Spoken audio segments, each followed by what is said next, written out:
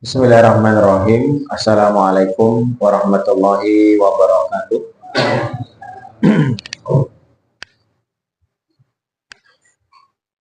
Alhamdulillah,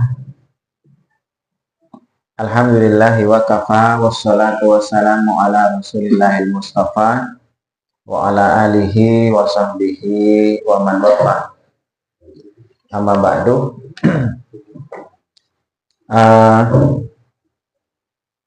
Para jemaah sekalian dirahmati Allah, kita masih di kajian tentang akhir zaman ini, bukan masuk ke tanda besar Pak ya, belum Pak ya. Tadi sampaikan Pak Hasari tanda besar. Tanda besarnya nanti setelah Dajjal Pak ya. Mulai dari Dajjal nanti tanda besar. Itu karena akhir zaman kan ada tanda kecil, ada tanda besar, alamatus sugro dan alamatul kubro. Nah, pemisahnya antara tanda-tanda kecil dan tanda besar itu semua ulama sepakat adalah munculnya Imam Mahdi. Jadi Imam Mahdi itu tidak termasuk tanda besar kiamat, Pak ya. Tetapi pemisah. Artinya penutup. Kalau Al-Mahdi sudah muncul, itu berarti tanda kecil sudah selesai semua, tuntas. Karena tidak mungkin muncul tanda besar itu kecuali tanda kecil sudah semuanya terjadi. Tanda-tanda kecil Pak ya. Dan tanda-tanda kecil tuh banyak Pak ya. Jadi kalau kita mau kaji bisa panjang itu. Macam-macam lah ya. Kalau di bukunya ada tanda-tanda kecil tentang tanda-tanda kecil hari kiamat maksudnya ya. Ya kayak banyaknya pasar semakin berdekatan gitu ya. Terus kayak di Arab Saudi itu sudah mulai menghijau ya. Mulai mereka berlomba-lomba membangun gedung-gedung yang tinggi pencakar langit, itu bagian dari tanda-tanda kecil Bang. Dan memang kalau kita perhatikan, dilihat dari hadis-hadis Nabi ya, saya pernah membahas dahulu, cuman di sini tidak saya bahas Pak, karena kita kan ada kesempatan ngajinya cuman sepekan sekali ya. Kalau sepekan sekali didetailkan itu jadinya lama jadinya nanti ya. Banyak sekali masalah tanda kecil itu yang sudah, bukan banyak sekali, bukan hampir semuanya sekarang ini sudah terjadi Pak. Kalau antum melihat ada kabar-kabar dari Rasulullah, hadis Nabi itu tentang tanda kecil, pasti semuanya sudah terjadi sekarang ini. Jadi tidak satupun yang tersisa. Itu artinya tinggal menunggu tanda besarnya berikutnya Pak. Nanti diawali dengan khurujud Dajjal, munculnya Dajjal. Tapi sebelum Dajjal muncul, nanti akan ada dulu zuhur al-Mahdi istilahnya. Jadi tampilnya Imam Mahdi, bukan lahir Pak ya, tapi muncul ya. Zuhur itu tampil Pak. Karena kalau lahirnya ya sudah lahir bisa jadi. Karena kan diangkatnya nanti di usia ke 40 tahun. Sebagaimana Rasulullah SAW diangkat menjadi Nabi dahulu. Jadi kalau tanda kecil silahkan dikaji sendiri ya. Dibaca-baca, bisa dibuka-buka di Google dan sebagainya. Hadis-hadis tentang tanda-tanda kecil hari kiamat. Contoh kayak sekarang ini merebaknya istilahnya wanita karir. Wanita karir sekarang kan jadi bahkan menjadi rebutan tren Pak ya sekarang ini. Padahal itu bagian dari tanda akhir zaman itu Pak. Tanda kecil Pak. 73 sudah kan sekarang di akhir zaman. Banyak sekali aliran-aliran yang bervariasi mengatasnamakan Islam Pak sekarang Pak. Terpecah memang. Nah, kita masih di tema mencoba membahas tema seputar Al-Mahdi ya. Jadi ingat ya, sekali lagi Al-Mahdi ini bukan tanda kecil, juga bukan tanda besar Pak, tapi pemisah. Nanti kalau setelah tuntas Al-Mahdi ini, kemungkinan besar sosok Dajjal nanti akan muncul gitu loh Pak. Kalau sekarang kan Dajjal belum muncul. Yang dahuluan muncul adalah fitnah dajjalnya sekarang. Ingatlah ya, dua hal berbeda Pak ya, antara dajjal dengan fitnah dajjal. Kalau dajjalnya itu nanti yang orangnya nanti akan muncul sungguhan Pak, dan itu menjadi fitnah terbesar sejak Nabi Adam diutus sampai hari kiamat. Tidak ada fitnah yang lebih besar melebihi dari dajjal itu Pak, kehadiran dajjal. Karena nanti sakti dajjal. Sekarang kata orang sekarang sakti Pak ya. Dia itu bisa akan mendatangi seluruh kota di muka bumi ini. Tidak satupun kota yang tidak didatangi oleh dajjal. Nah itu nanti kita pembahasan khusus Pak, akan panjang kali lebar itu nanti ya. Pembahasan dajjal itu kita akan panjang kali lebar, karena kita butuh kolerasikan dengan situasi yang terjadi saat ini.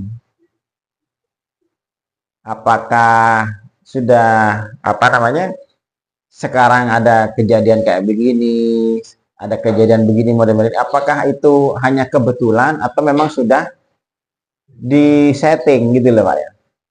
Nanti kita akan ketemukan ya. Nah, kita masih di Al-Mahdi ya. Nah, di Al-Mahdi ini kita membahas menjadi tiga termin lah istilahnya, tiga sesi Pak ya. Jadi sesi pertama itu masa-masa sebelum munculnya Al-Mahdi, pra Al-Mahdi, gampangnya begitu ya. Nanti kita bahasan kedua, kita akan membahas tentang kejadian-kejadian pada saat Al-Mahdi itu muncul. Ya. Nah, yang ketiga nanti kita akan juga terus membahas pasca Al-Mahdi. Kejadian-kejadian setelah Al-Mahdi itu muncul. Kan terjadi banyak yang perlu kita kaji di situ. Sekedar untuk kita ketahui lah, minimal kita untuk mempersiapkan diri, karena nanti akan sebagian banyak orang yang fobia Pak ya. Buat apa membahas hadis-hadis tentang peristiwa akhir zaman dan sebagainya. Kalau kalimat seperti itu buat apa? Lalu buat apa hadis-hadis Nabi itu muncul Pak? Ya kan? Padahal saya pernah cerita dahulu Rasul itu bercerita tentang akhir zaman itu mulai subuh Pak. Ya kan? Habis sholat subuh, Rasul itu naik mimbar, kemudian berceramah tentang hadis-hadis tentang nubuah istilahnya. Hadis-hadis tentang akhir zaman. Kata Abu Hurairah, saya mengira Rasul akan berhenti setelah terbit matahari. Ternyata terus. Tidak berhenti Rasul itu Pak. Sampai menjelang duhur Pak. Tidak sarapan berarti ini Pak. Tidak sarapan. Ya, dan saya mengira setelah itu menjelang duhur Rasul turun dari mimbar. Masuk waktu duhur kita melaksanakan sholat duhur bersama. Saya mengira setelah duhur kita akan pulang, kata Abu Hurairah. Ternyata habis sholat duhur Rasul naik lagi ke mimbar Pak, melanjutkan menyampaikan tentang hadis-hadis tentang akhir zaman itu.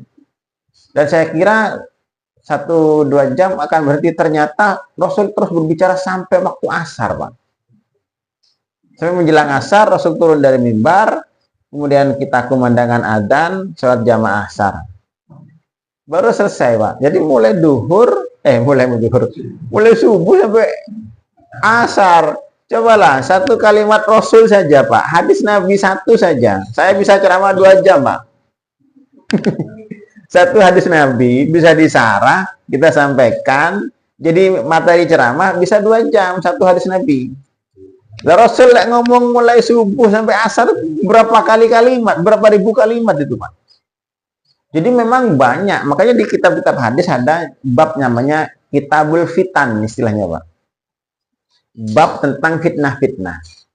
Itu khusus materi tersendiri tentang akhir zaman. Nah kalau kita dikatakan buat apa ngaji-ngaji tentang akhir zaman, berarti kan hadis Nabi tidak ada fungsinya, padahal hadisnya banyak Pak. Ribuan jumlahnya. Nah di situ artinya perlu kita ketahui. Nah, diantaranya tentang ini Pak ya, Al-Mahdi tema kita sekarang. Masih di sesi pertama ya. Masa-masa sebelum kemunculan Al-Mahdi. Ada setidaknya 6 kejadian nanti yang akan terjadi dahulu sebelum Al-Mahdi itu nanti dibaiat Pak. Yang kemarin kita sudah kaji apa? Salah satunya merebaknya kedzaliman di seluruh dunia lah ya. Bukan hanya di Indonesia, Pak. Merebaknya kedzaliman ini sudah terjadi ya kan? Kemudian apa? Munculnya fitnah yang gelap gulita, fitnah Duhaimah. Ini juga sudah terjadi kan? Fitnah Duhaimah kemarin kita kaji itu ya. Yang dampaknya nanti akan mengena ke seluruh manusia. Yang bisa menyebabkan manusia pagi beriman, sore kafir. Dampak dari fitnah Duhaimah ini sudah terjadi nih, Pak. Yang sebagian prediksi para ulama macam-macam kan, ada yang menyebutkan tentang aliran-aliran sesat, ada yang menyebutkan juga fitnah Duhaimah itu sistem demokrasi ini ya, ada yang menyebutkan fitnah Duhaimah itu COVID-19 kemarin ya. Boleh saja, namanya cuman ngira-ngira, Pak ya.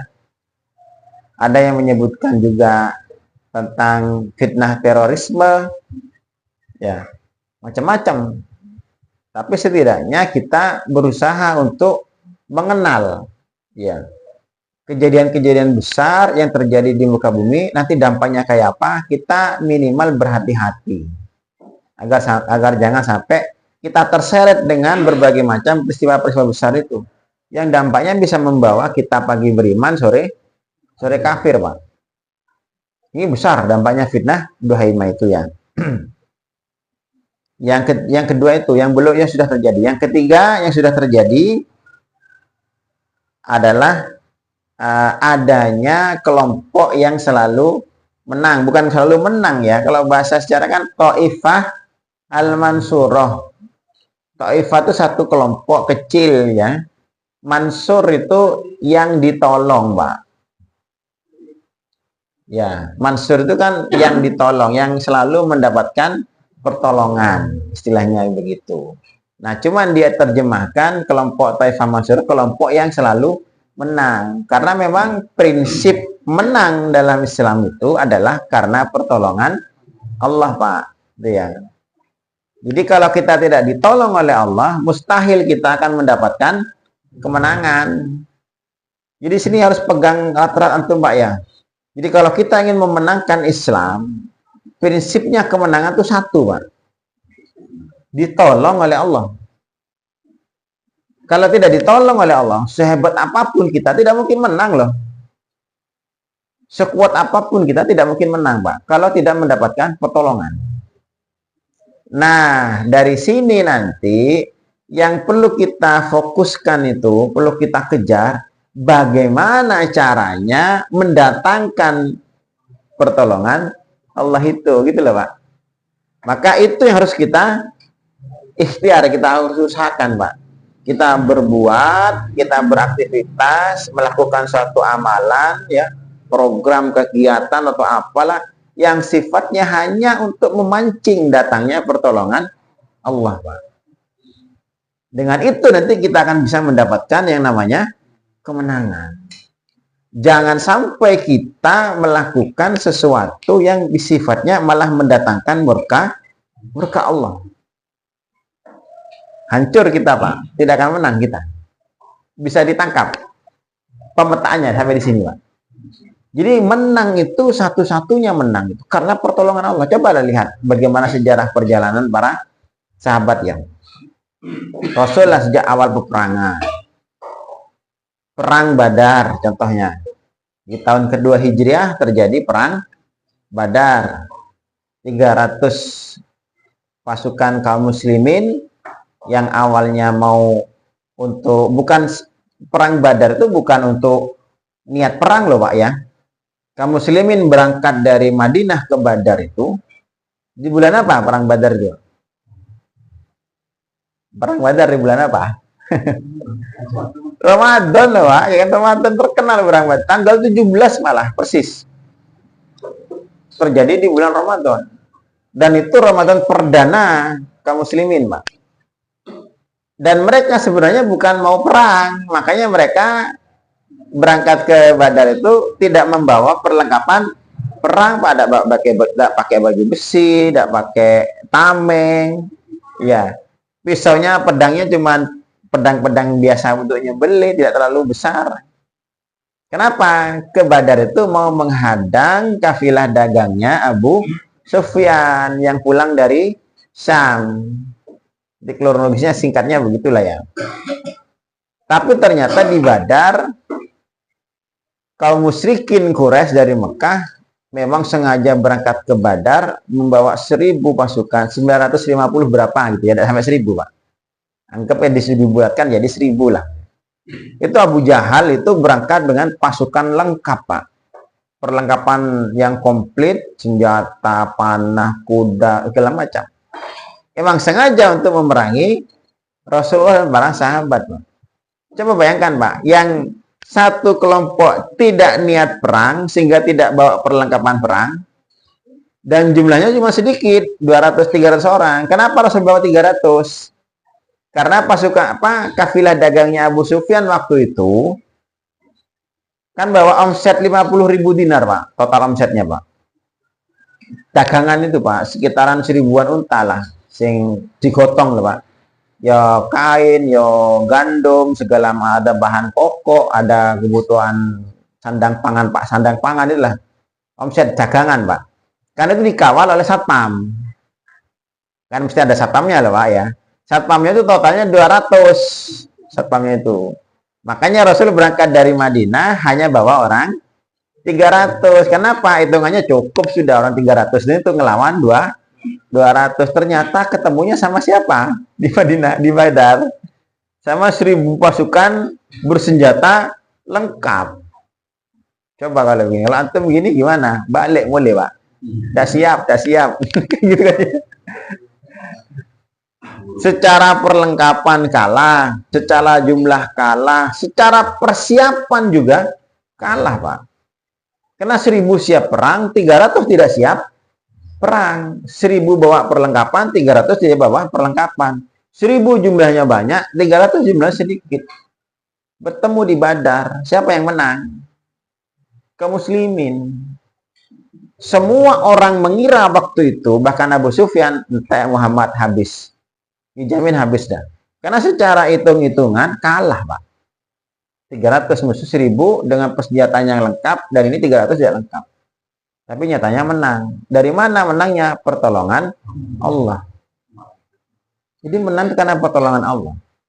Setahun berikutnya, tahun ketiga, di bulan Syawal, ada perang Uhud Pak. Kan ada Badar, ada Uhud. Setahun berikutnya itu. Di bulan Syawal mana Pak ya?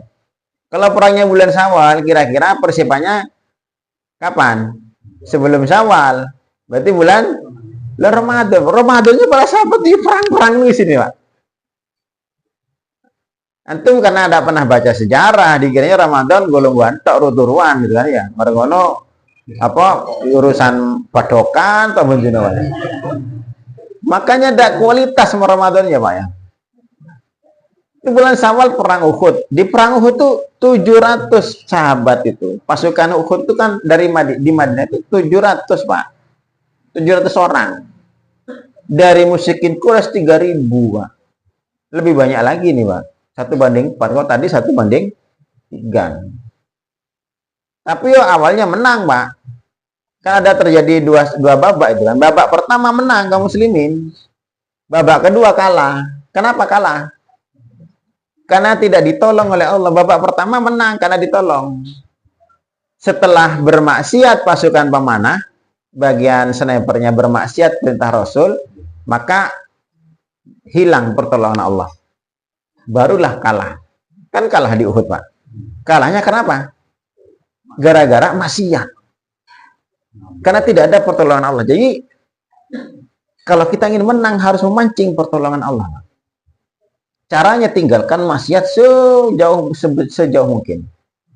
Kalau masih ada kemaksiatan di diri kita, di kelompok kita, jangan berharap namanya pertolongan Allah Pak. Jauh Pak. Di Uhud ini terbukti, babak pertama kaum muslimin menang. 700 musuh 3000 itu menang Pak. Sehingga karena menang, ghanimah banyak, bagian sniper yang ada di Bukit Ar-Rumah ya, Itu turun, Pak, tergiur dengan gonimah, al-gonimah katanya. Rebutan, Pak. Karena rebutan, masih Rasul perintahnya tidak boleh turun. Dia melanggar perintah Rasul, Pak. Maksiatnya melanggar perintah Rasul. Hancur babak keduanya. Ditembus oleh Khalid bin Walid waktu itu. Di tahun ketiga. Tahun keempat ada perang Bani Nadir, Pak. Melawan orang-orang Yahudi.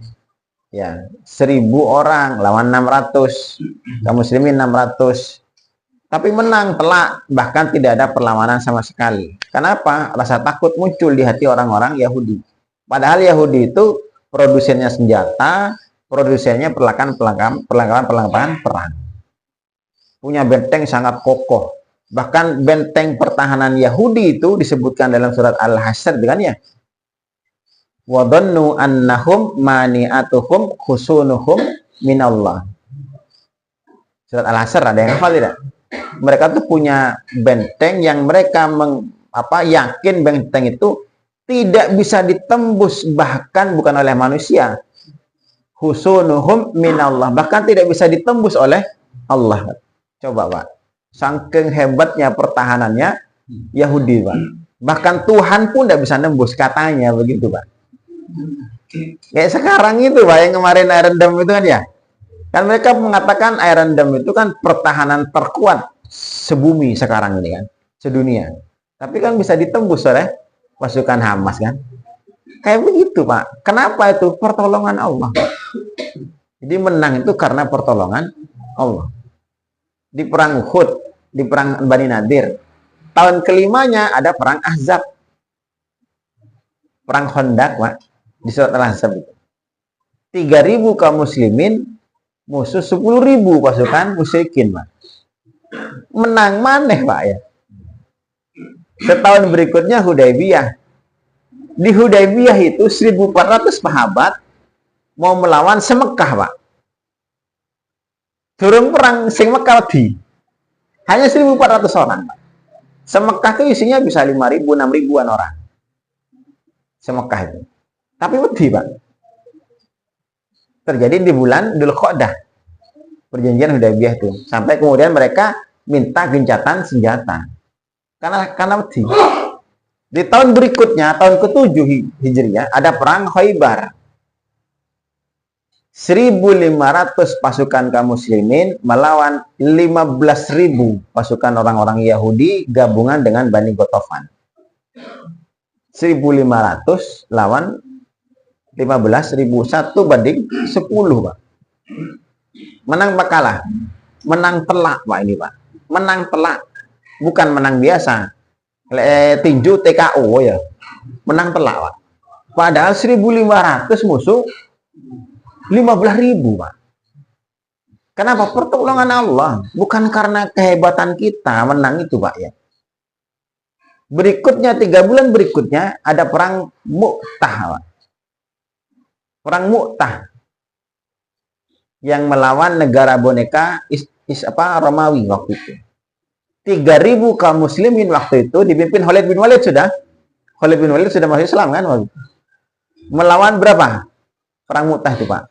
Orang-orang Romawi, boneka orang Romawi. Bukan orang Romawi ya, tapi orang Arab, tapi sing pro ke Romawi, Pak. Awak dhewe lah wong Jawa tapi sing pro nang Londo ngono lho, Pak. Jadi sama-sama orang Arab, cuman mereka tuh bonekanya orang Romawi. Itu 200.000 orang-orang pasukan Romawi itu melawan 3.000 pasukan kaum muslimin. 1:66, Pak. Tambah sedikit mana nih, Pak? 1 orang lawan 66. Itu tuh Rembo ya, Pak ya. Dan ini real, Pak. Menang juga. Di tahun ke-8 tambah lagi Fathu Mekah, Pak. Pulang dari Fathu Mekah langsung ke Hunain. Fathu Mekah kan bulan Syawal, bulan Ramadan tanggal 10. Bulan Syawalnya, jadi sahabat-sahabat itu udah ono riyoyoan itu halal bihalal gitu, Pak. Udah ono, Pak ya. Isinya kayak ngono isinya. Itu sunnah Nabi, Pak. Kalau kita mau ittiba'us sunnah begitu. Jangan dihilangkan ini, Pak ya. Kita kan gembar-gembar ittiba' sunnah. Isini sunnah itu isini perang. Saya ini malah alergi perang, Pak ya. Krungu kata jihad wedi, Pak. Teroris gitu gitu. Itu tiba sunnah, Pak ya. Bulan Syawal itu, tanggal 10 Ramadan di Fathu Mekah menang, pulangnya tidak langsung ke Madinah, Pak, dari Mekah langsung ke Taif. Karena Mekah Taif kan dekat dengan 100 kilo kan. Ada perang melawan suku Hawazin itu namanya perang Hunain, Pak. 12.000 pasukan kaum muslimin lawan pasukan Hunain itu, pasukan Taif itu 25.000, 1-2 nih, mending saya. Menang Pak awalnya, Pak. Kalah, ini balikannya Uhud. Awalnya kalah awalnya. Berantakan kaum muslimin. 12.000 itu lari semua, tinggal 11 orang. Di depan, Pak.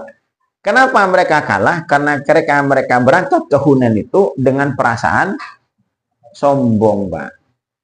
Id a'jaba yauma Hunain id a'jabatkum kasratukum walam tughni ankum syai'a. Surat At-Taubah ayat ke-25.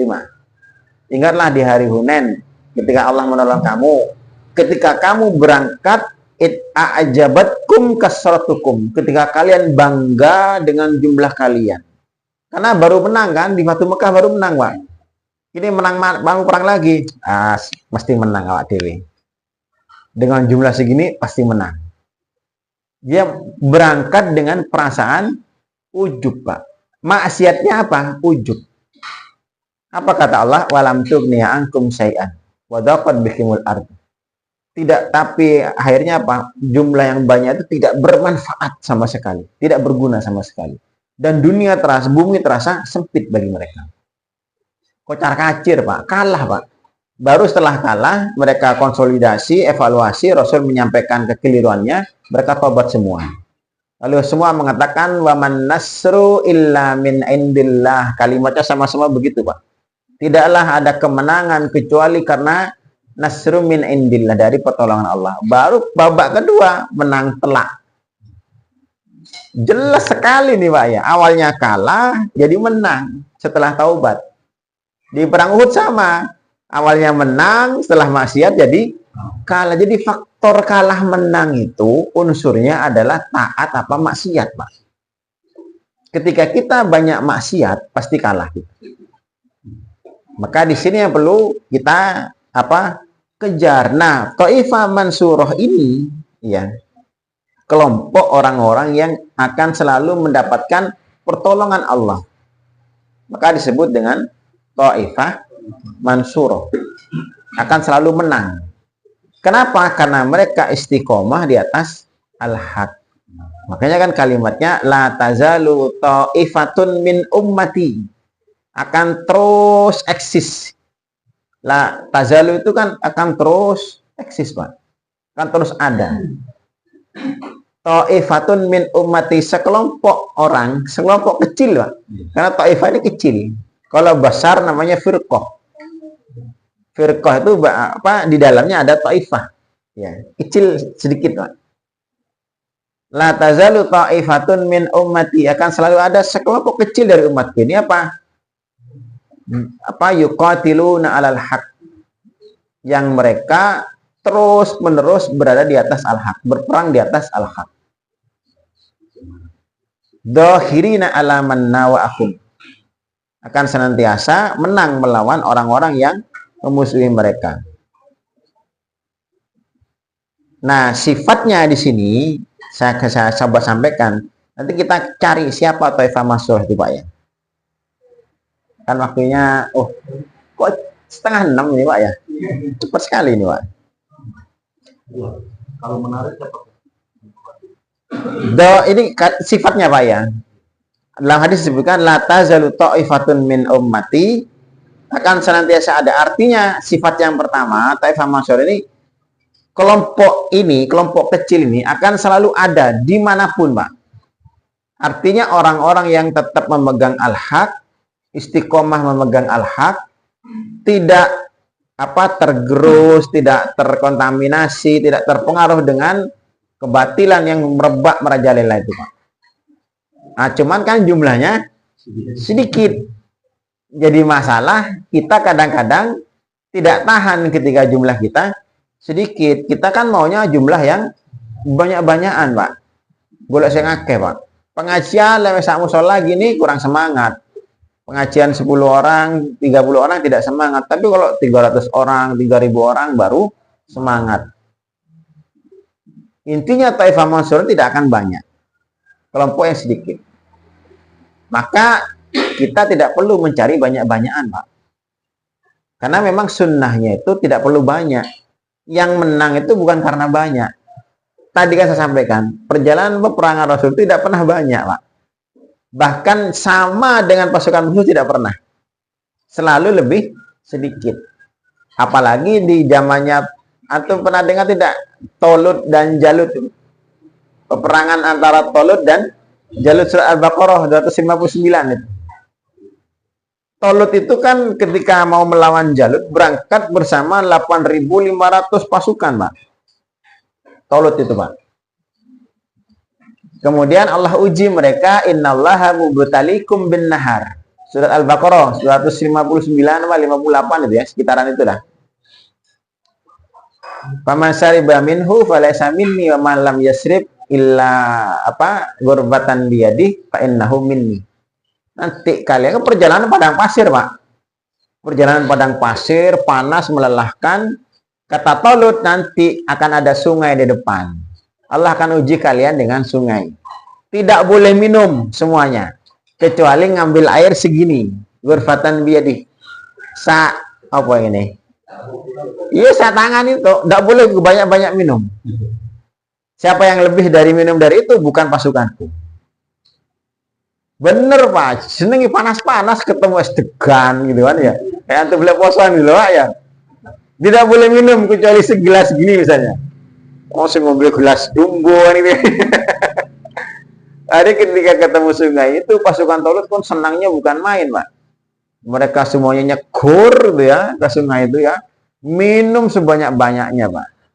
Setelah minum banyak kan kewarakan. Ya kewarakan, Pak. Setelah selesai kenyang naik ke daratan, apa katanya? La qatalanal yaum li Jaluta wa junudihi. Ya. Wahai Tolut, kami tidak ikutlah, tidak kuat aku, tidak berani melawan Tolut, Jalut dengan pasukannya. Karena pasukan Jalut itu kan ribuan jumlahnya, Pak. Ratusan ribu jumlah yang banyak. Sehingga orang-orang yang kekenyangan tadi itu, Pak, kebanyakan minum itu, mereka semua tidak jadi berangkat karena kewarakan. Kelempokan, Pak ya bahasanya, ya kelempokan. Sehingga yang tersisa hanya berapa orang yang bersama Tolut nanti melawan pasukannya Jalut itu. Sejumlah pasukan Badar, Pak. Dalam hadis disebutkan pasukan Tolut itu sama dengan jumlah pasukan Badar. Berapa orang pasukan Badar? 313. Dari 8.500 tersisa 313. Berapa persen itu, Pak? Kalau 10% aja 10 second. Ya kan? 5%-nya separuhnya, 425. Berarti ini tidak sampai 5%, Pak. Hanya sekitar 3%. 97%-nya drop out, Pak. Dieliminasi. Hanya tersisa 3%. Karena 3% inilah nanti Tolut bisa melawan Jalut dan menang, Pak. Itu, Pak. Padahal jumlahnya cuma 3% yang eksis. Kenapa yang 97% kebanyakan minum air? Kedunyan, Pak. Kalau zaman kita sekarang. Makanya kalau antum kedunyan, Pak, pasti wedian. Iya, Pak. Kalau antum kedunyan, pasti wedian. Kedunyan itu maksudnya inginnya hidup aman, inginnya hidup nyaman. Dunia itu kan aman dan nyaman. La khaufun alaihim walahum yahzanun. Yang kita cari di dunia itu kan cari aman sama cari nyaman, Pak. Kalau orang sudah cari dua ini, Pak, pasti wedian. Saya sampaikan biar antum hilang wedine, Pak ya. Ini kan cari aman sama cari nyaman. Sudah, kenapa kita takut? Kayak pasukan Tolut tadi, Pak. Setelah nyaman dia kekenyangan, sejuk segar, justru malah mundur. Sebelumnya kan semangat, Pak. Ketika kekeringan, ketika kepanasan, berangkat dari rumahnya kan semangat. Ketemu sungai kelelep, ya, kelempokan jadi ya. Baru mereka mundur, Pak. Makanya orang kalau sudah nyaman hidupnya, penuh dengan kesenangan, kemewahan, sudah aman, tidak ada orang yang semua orang menyanjungnya, tidak ada yang memusuhi, tidak ada yang menteror, sudah daya juangnya lemah. Jamin tuh, Pak. Ya. Antum masalah rasakan sendiri lah. Aku kok wedian yo. Pasti antum cari aman atau cari nyaman atau dua-duanya. Ini rosok mikir-mikir bapak-bapak ini.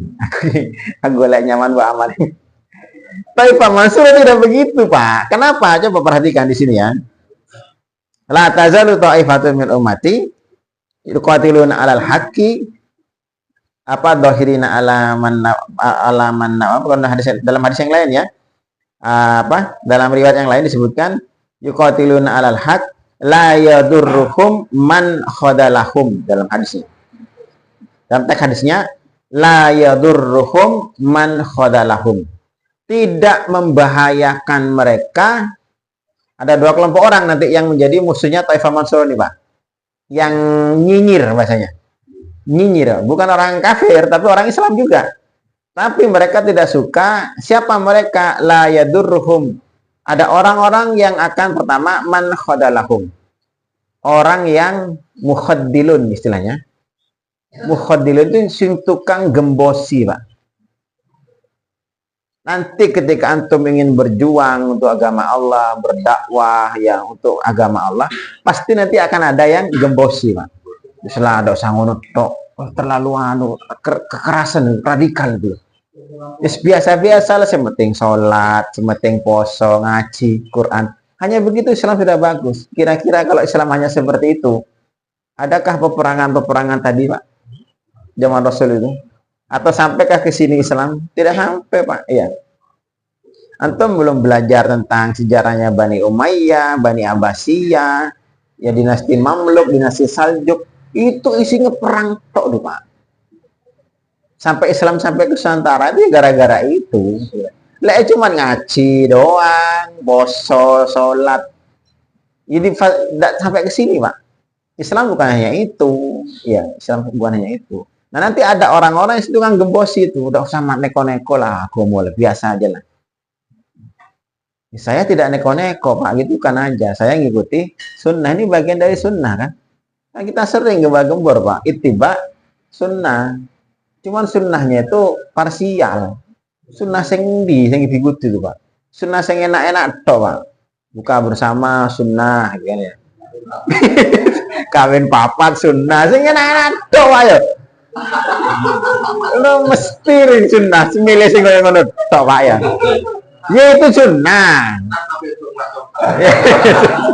Ya itu sunnah, Pak. Saya tidak bilang itu bukan sunnah, tapi jangan hanya itu gitu loh, Pak. Masa sunnah sing enak-enak. Kita harus berani berjihad, melawan kedoliman, perang. Itu juga bagian dari sunnah, Pak, ya kan? Kayak begitu itu sunnah. Makanya rodok konferensif lah kalau ngaji. Oh, dia tuh tidak nyunah belas, Pak. Iya. Nyunah itu pemberani, Pak, gitu kan. Rasul itu tidak pernah takut, Rasul itu, Pak. Di perang Uhud itu kan terjadi tragedi yang menegangkan kan. Ketika perang Uhud ditembus itu oleh Khalid bin Walid, semua pasukan kan tidak ada di depan, sedang sibuk dengan ghanimah di depan, Pak.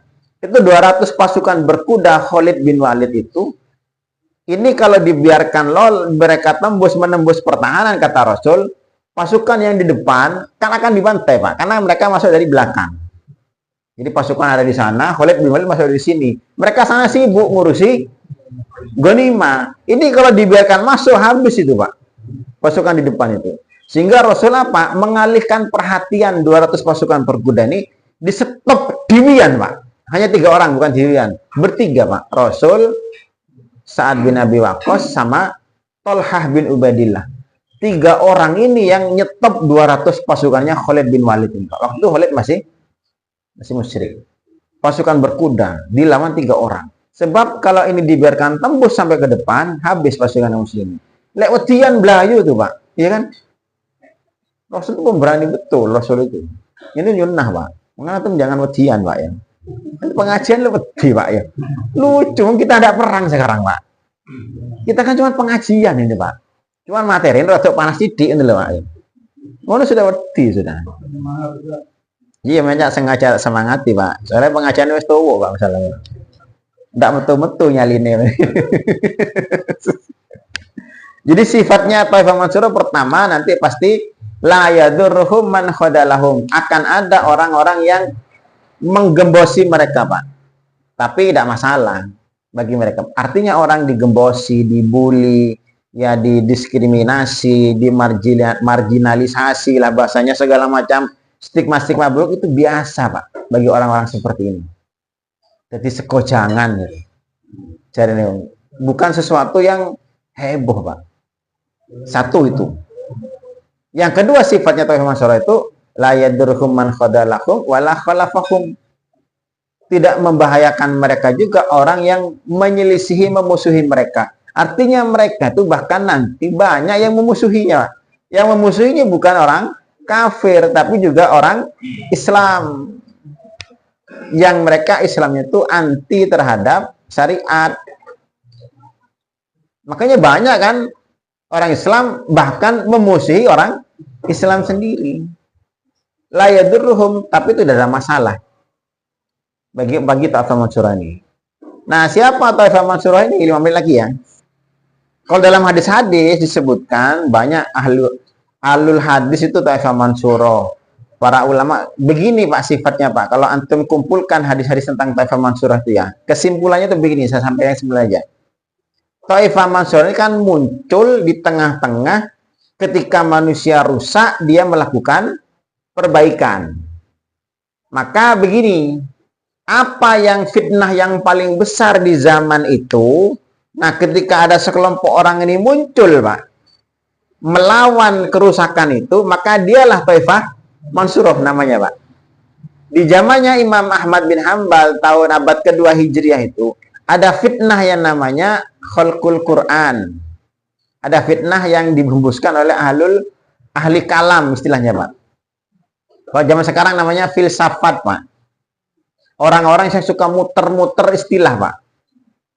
Kan pinter kan muter-muter istilah itu kan. Yang benar bisa jadi salah, yang salah jadi benar. Ahli kalam itu. Di zamannya itu fitnah terbesar adalah fitnah ahli kalam yang menyimpang dari syariat. Sehingga banyak terjadi subhat Pak. Subhat itu apa namanya subhat itu? Iya remeng-remeng yang salah kelihatan benar, yang benar kelihatan salah gitu Pak.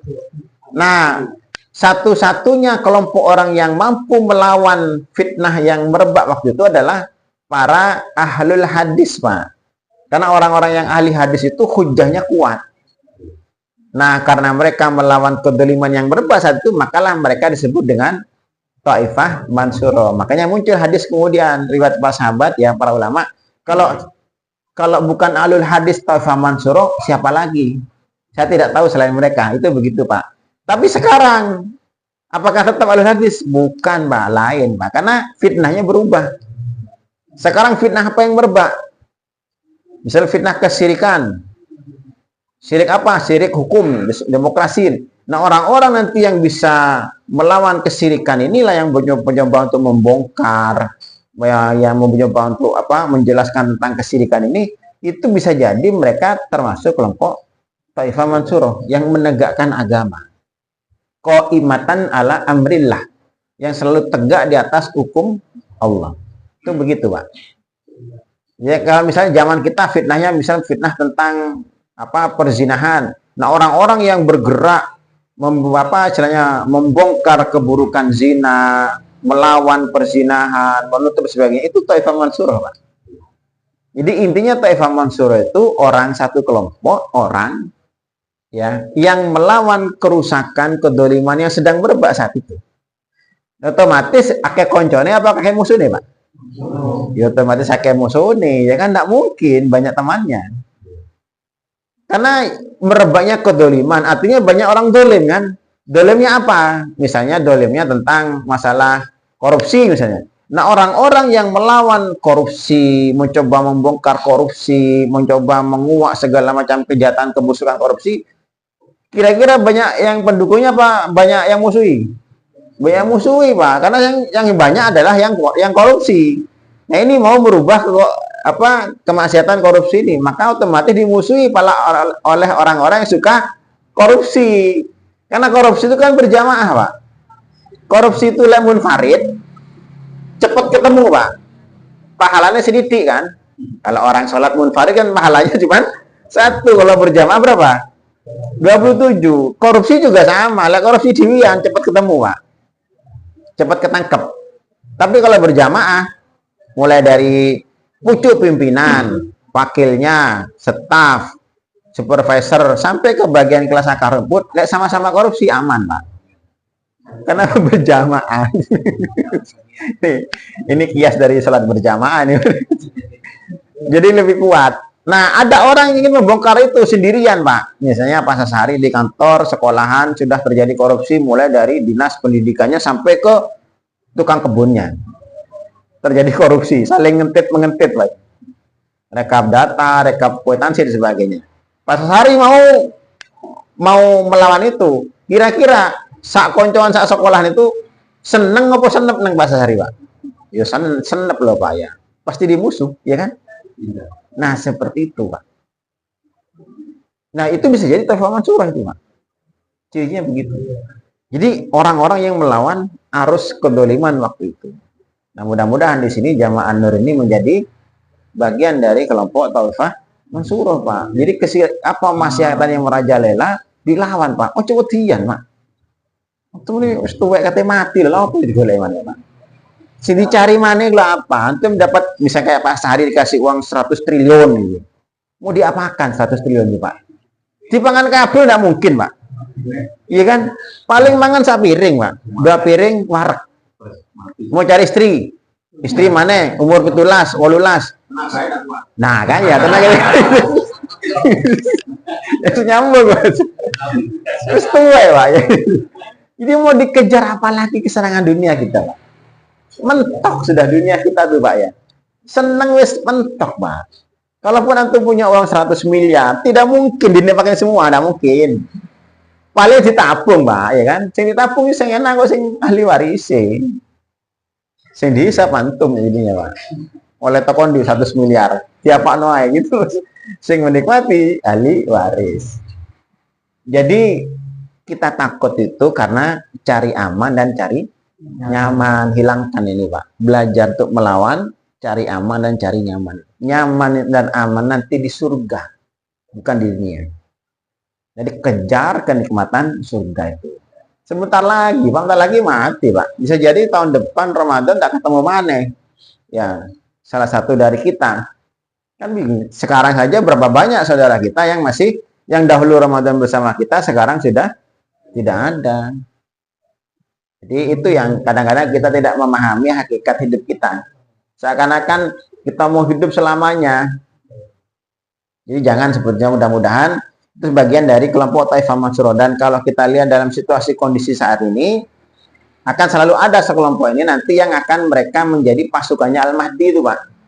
Nanti akan join dengan Al-Mahdi mereka. Orang-orang yang minimal walaupun kita tidak termasuk kelompok yang join, minimal mempunyai kesamaan visi misi dengan mereka, minimal tidak memusuhi mereka, pro lah ke mereka secara akidah yang minimal itu. Sementara itu nanti kita bahas berikutnya tiga lagi yang kan ada 6 kan, ini 3 sudah terjadi, 3 yang belum terjadi, ini 3 yang belum terjadi. Nanti apa terbunuhnya jiwa yang suci, terjadi peristiwa alam yang besar, dan munculnya gunung emas di sungai Eufrat. Masih belum terjadi, masih misteri Pak ya. Allahu a'lam bishawab. Sementara itu dari saya, Assalamualaikum warahmatullahi wabarakatuh.